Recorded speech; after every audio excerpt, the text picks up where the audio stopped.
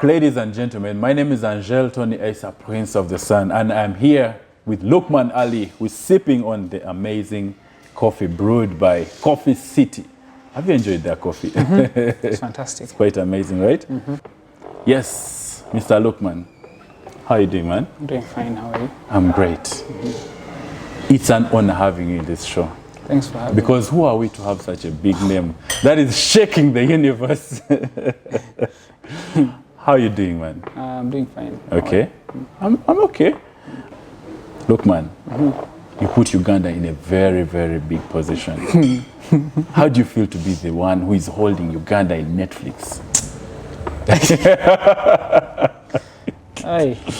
I mean, the way you're hyping it up is, I don't know. I think I just feel like it should be. I don't know how to explain it, but it shouldn't be that such a big deal, to be honest. Because I feel like we've gotten to a level where there's so much talent and there's so much good work happening. Okay. Maybe most of us just haven't approached. There's a lot of people that maybe just haven't approached Netflix or haven't. Yeah, but there's a lot of films that have the potential and probably have more. They have better legs to be on Netflix than mine, but just so happened to be that that's the one that was there. It's probably a timing issue, you know. So I'm more in regards to filmmaking. For me, the person, I'll give you a story that I think might explain to you how I look at things. Yeah. Before when I used to be a sketch artist, I think my mom was more of, my mom is not an artist, so she doesn't look at art the same way artists look at art. So she would be like, oh, that doesn't look like this person. Let's say I'm trying to draw Johnny Depp. She would be like, that doesn't look like Johnny Depp. So that was considered criticism from my perspective. And I always, as I was growing up, my intention was mostly to kind of like get her approval. Yeah. And a few years ago, I made a portrait of her. And I got the approval I've always wanted. She looked at the portrait and she was like, this is like, looks like a photograph. It's amazing. Her. Yeah. And at that very moment, I lost interest in drawing. Are you sure? Yeah, because I had no reason to draw anymore. Like the person I wanted to impress was impressed, so there was really no reason. Now, in regards to filmmaking, the person I want to impress is me. Yeah. So I need to make a film, and I need to like be very, very impressed with it myself. Now, that movie might be super art house that most people will not understand or most people will not like. But if it's something that I like, it might be the last movie I'll ever make. And most of the films I've done now have pretty much been a journey for me to like try out things and try to get to that thing that I want to make. So it doesn't really matter. I mean, the movie can win the Oscar, and if it hasn't reached there for me, it doesn't matter what happens. You know? So I guess that's why some people might see how I react to some of these things. You win an award here, get this, get that. I'm thinking, oh, I don't really, well, I do care, but it's not the goal for me. The goal is for me to watch a movie that reminds me of the movie that inspired me to make movies, you know. If I can make a movie and I look at it and I'm like, yeah, my younger self would watch this and then they would want to be a movie producer. I think that's the goal for me. So this is why most of the things that happen, I am like, yeah, I'm glad it happened, but it doesn't move me that much. Okay. Yeah. So you feel you've not yet met your personal goal? Yeah. If the day that will happen, you will know. Because I'm an open book. When I'm happy, I'm happy. When I'm not, I'm not. Yeah. Talking about that, because I'm representing a voice of 1,000 or 1,000,000 people out there, and you've just mentioned something very, very, very sentimental. You've said in case you meet your goal, like you met the fine art sketching thing, and then you gave it up. If you met your goal and you left this industry, then who will look up to you? Because I mean, you're a role model to many people. I must tell you that, by the way. Well, I mean, I appreciate that. I appreciate the fact that I've been able to inspire some people. That's nice. I mean, everyone inspires someone at some level. I feel like there's so many other things I could potentially do. So by the time I I get the movie that I want, might move into a different art form that, who knows, maybe I'll actually get the best of my potential from there, you know, because you never know until you try out things. You know, might become the best musician. Are you kidding? Who knows? Who knows? Yeah, who knows? You never know you have a hidden talent that you don't exactly. know, right? So I have to explore that. Okay. Once I reach the level that I'm looking for, then there's really not I don't see anywhere else to go. I've pretty much achieved the childhood goal. Okay. So now it will be time to move on to something else if I still have time. I'll probably never get there. Who knows? I'll probably never get to that level, but you will definitely. if I do, okay, that will be what motivates you to do if you've sat down and said, let me do 16 rounds, let me do blind date, let me do the girl in the yellow jumper. What is that thing you think of before? Do you just wake up and say, oh, there's this movie? What inspires you to do a movie? So it's mostly from my childhood. I was one of those kids that were lucky enough to have parents that love movies. So as other parents were pushing their kids to read books, mine were like okay with me watching movies. Are you sure? Yeah. So a lot of people thought my parents were crazy to let us watch movies up to like 3. And then in the morning, 3 a.m. And then in the morning we can't wake up to go to school. And they let us 1%. They let us sleep for 1 more hour until we get. Funny thing is, I don't think I've ever been early to school. Maybe 3-4 times. It's actually I can remember the times. I used to always attend after break because I would come late and I couldn't enter. I had to wait outside until break time. And your parents had no problem with that? They never got to know about that. They were really. My dad was always interested in me just getting promoted to the next class. Okay. Not necessarily not about being the best in the class or that. Yeah. Okay. Yeah. So So anyways, what really motivates me is the things I watched as a child. Okay. Those things I saw in movies and my mind was blown. And I knew like a movie when I saw one. So when I watched a movie, I would know that that's fake. These people are not really dying, you know. I was smart enough to. When you were a child? Yeah, I mean, a kid. I know you remember when you were a child. You're not stupid. So you could tell that this is Bukede news. So the person I'm seeing burning and bleeding, it's real. Yeah. That's scary. When I'm watching a movie and I'm seeing Rambo in this movie as a priest, and I'm seeing him in this movie as someone else, I know that these are actors, these are stars, and they make these movies, and it's not like a camera following them or in their lives. You know, I know these things.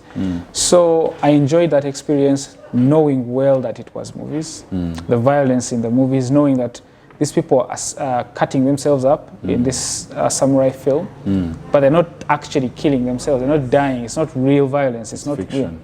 So I, from watching all those movies, I never killed anyone. I didn't like learn any violence from this. So I grew up motivated to make things like that, things that can entertain, like the way we were entertained at home. With like my parents, we are sitting there watching a movie on Saturday night, and we're all happy and it's nice. So I wanted to recreate that for myself and my parents, and now we're watching my own thing.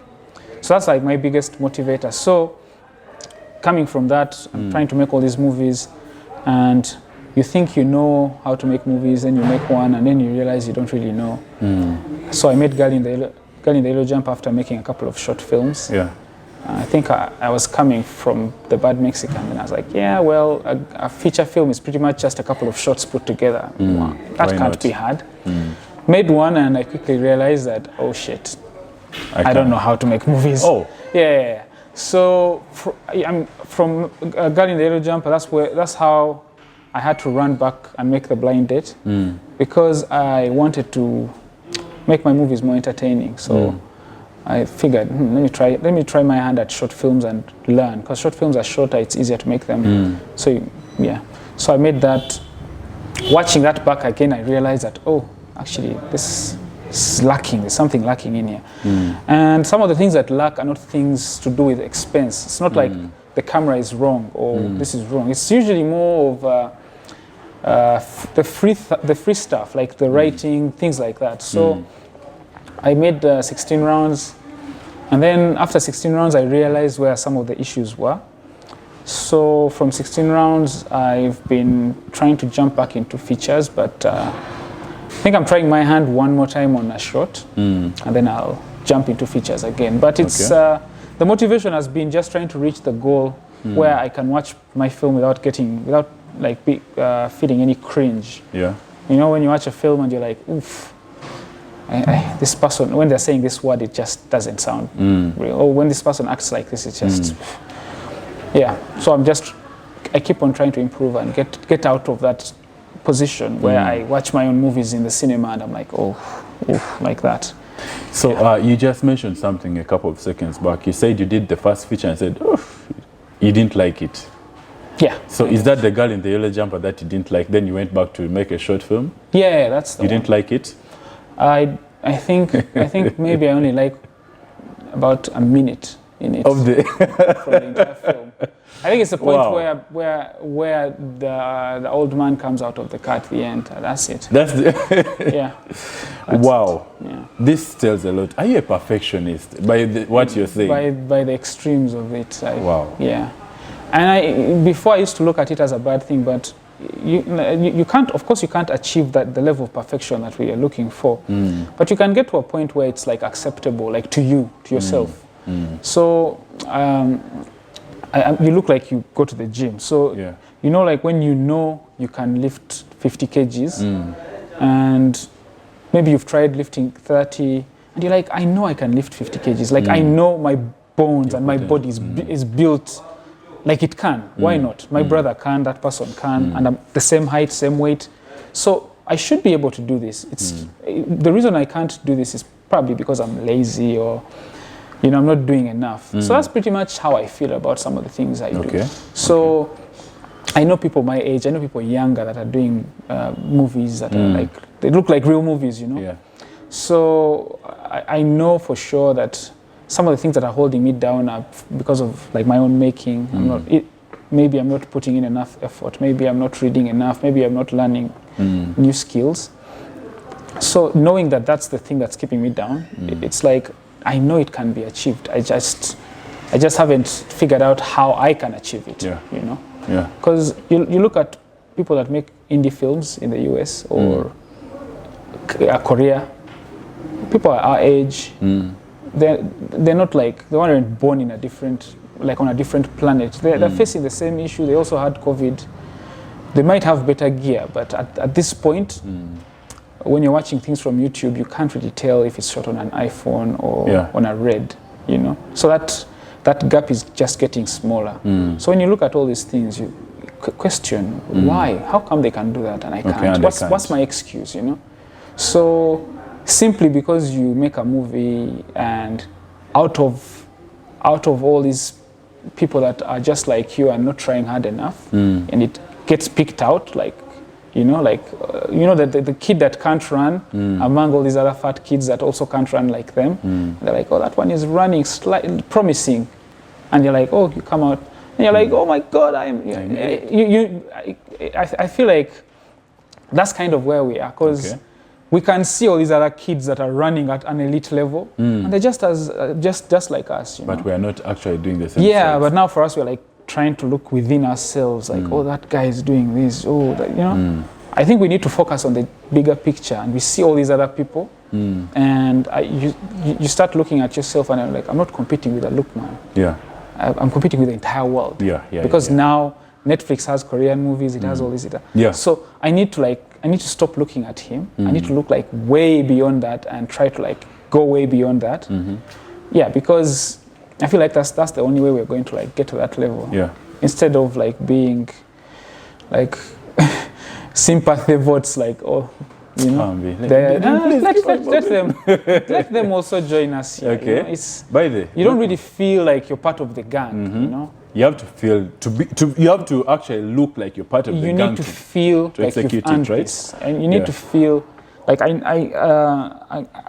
keep going back to my feature film, and I'm like, you know, when I watch it back, I'm like, yeah, well, we tried, given what we had, but it could have been better. There's so much stuff we could have done better, and some people would look at that and say being ungrateful or whatever, but. Yeah, you don't really achieve anything by being happy where you are. You have to like strive for more. Yeah, so I guess that's what I have to say about that. Okay.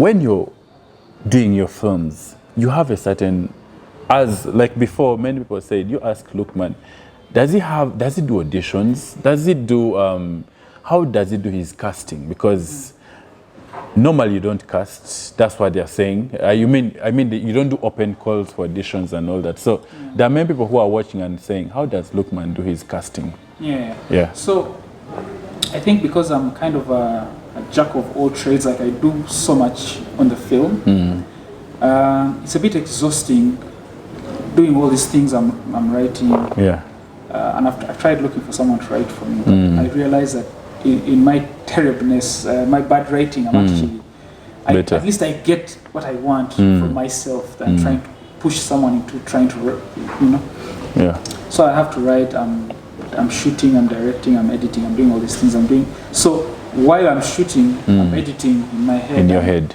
I'm looking at all these different things. The one thing that I can't do is train people how to act. I don't know how to do that. I am not equipped for it. So maybe at some point I'll be able to do it. But currently, I'm sitting behind a camera, operating it, before I even used to pull focus for myself.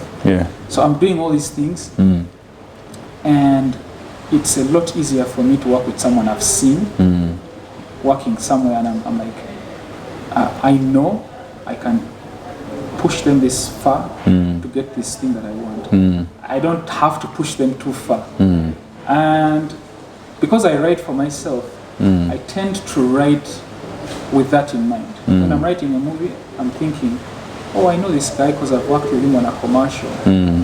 And he delivered this thing well. So if I write these lines for him, he'll be able to say them the way I envision them. So that's making my work a lot easier. And I'm working on a character, and I'm thinking, I've seen this person on TV doing this.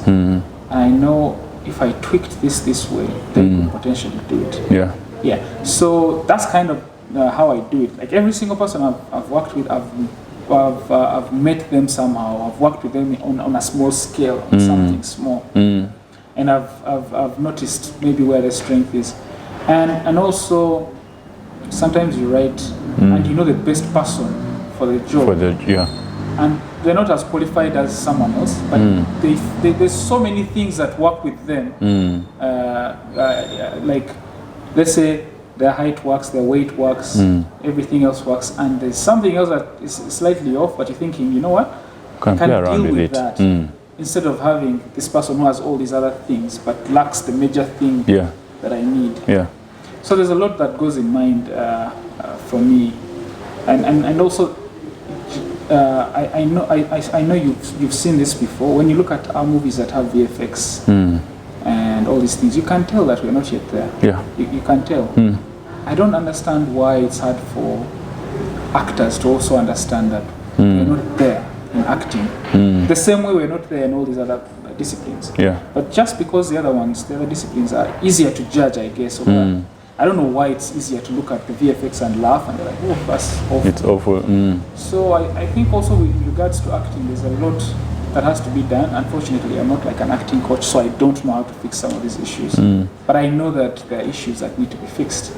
And you can see people, going back to the VFX comparison, people that do VFX, and they spend so many hours online trying to learn.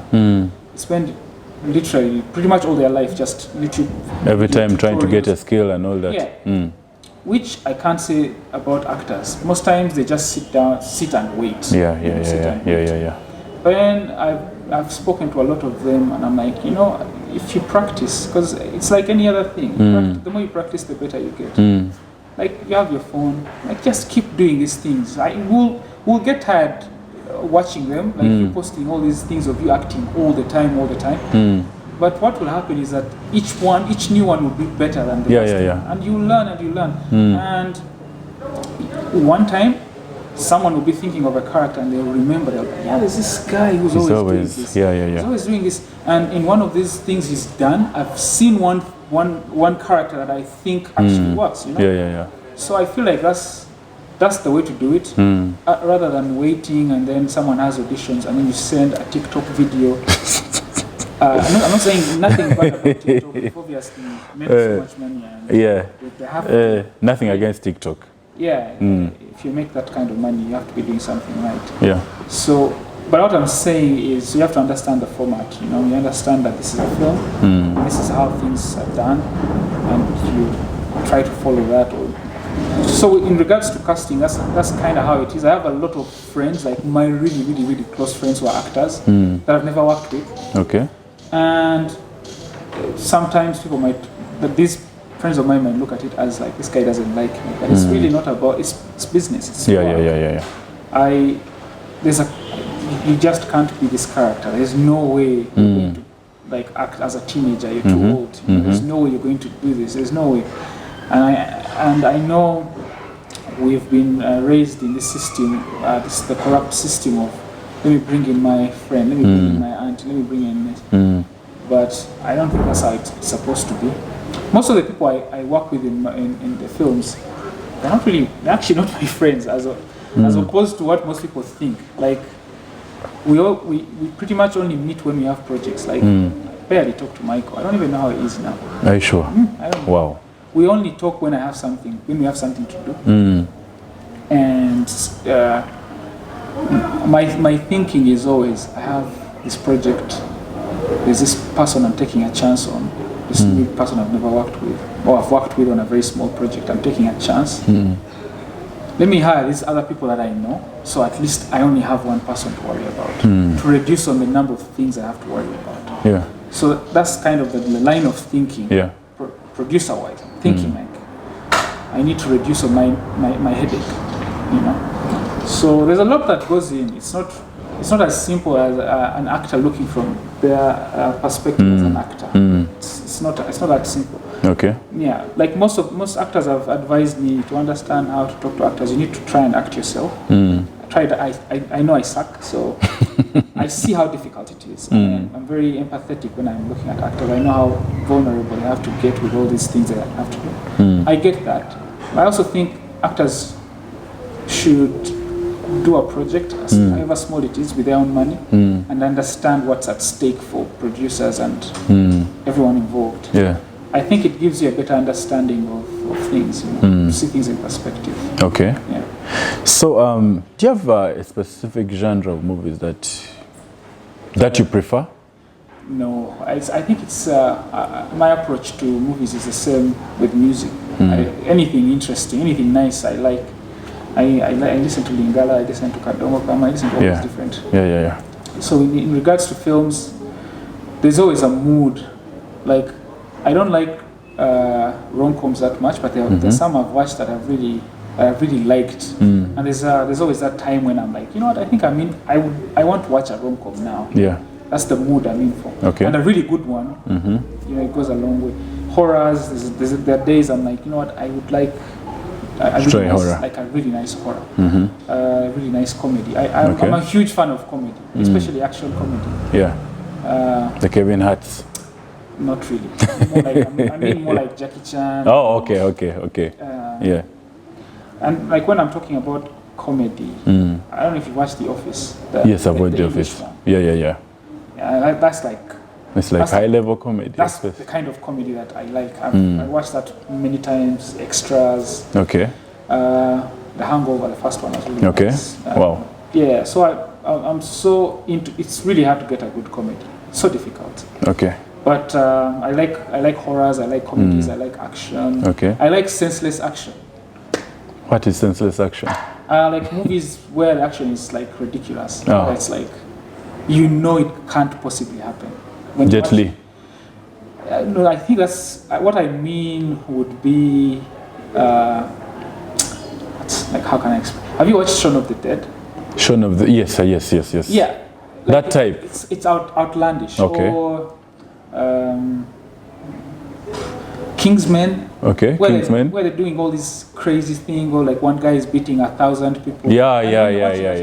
It's senseless. This is nonsense, but it's fun. But it's happening. It's fun, and when you're watching it, you know what you're watching, and it's enjoyable. It's fun. I think the only kind of movies I hate is preachy films. The movies that are trying to tell me how to live my life, or how to what to do. Yeah. oh, don't do this, don't do this, be it a nice becomes person. boring.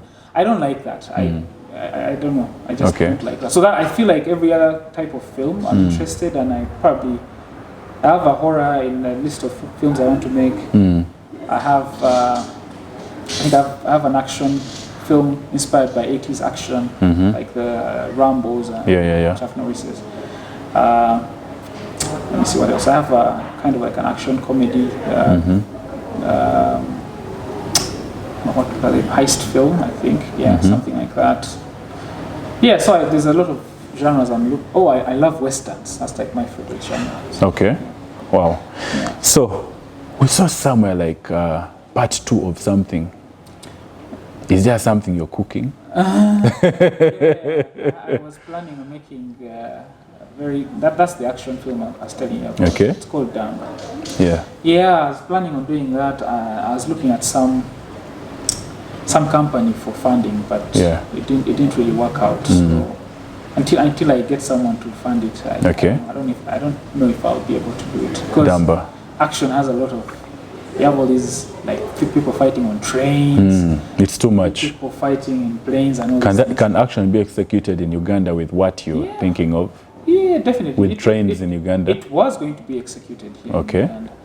But it can't be executed on a zero budget, of course, kind of like how we've been operating. There has to be some money injected in the project. Yeah.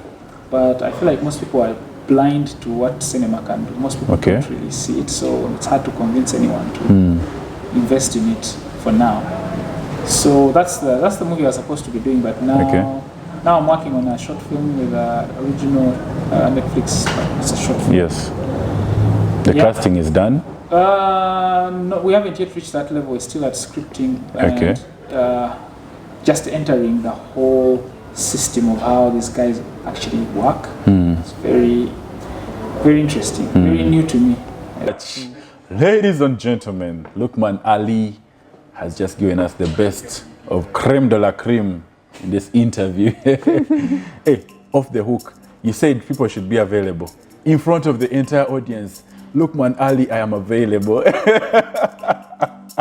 For your next project, I'm available. Yeah, just follow through. Yes. Follow through. Definitely. So, I think we're done. Thank you very much, ladies and gentlemen, for honoring and being part of this amazing show with Loukman Ali. Please don't forget to subscribe to our amazing channel by just going down and scrolling and subscribe, and please hit that notification bell to get all the updates. And remember, in the comment section, please suggest whom you want to be hosted next. Like you suggested Loukman Ali, please feel free to suggest who you want next. Ladies and gentlemen, we've come to the end of our show. My name is Angel Tony Esa, Prince of the Sun, and ciao, adios, we are done.